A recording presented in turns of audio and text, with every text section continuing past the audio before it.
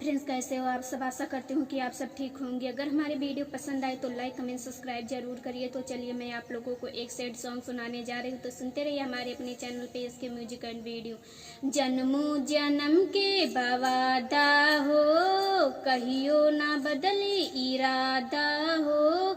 जन्मों जन्म के वादा हो, कहियो ना बदले इरादा हो। कब खोट नहीं हमारी ईमान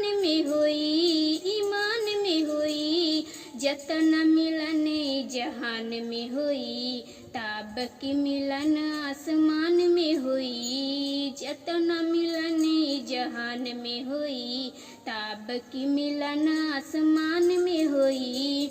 तारा और चाँद जैसन भाईल बा प्यार हो, दुनिया बकैले जियल दुसवार हो।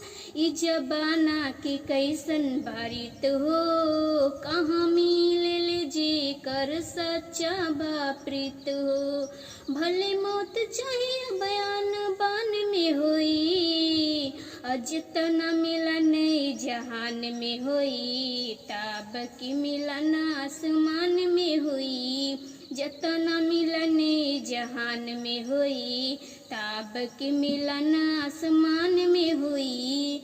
जाना ता धरती जाने गगन हो, लागे अकेसे में बनबा सजन हो।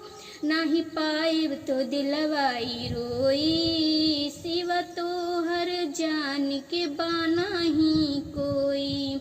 नाही प्रेम के परख इंसान में हुई, अजतन मिलन जहान में हुई, ताब की मिलन आसमान में हुई।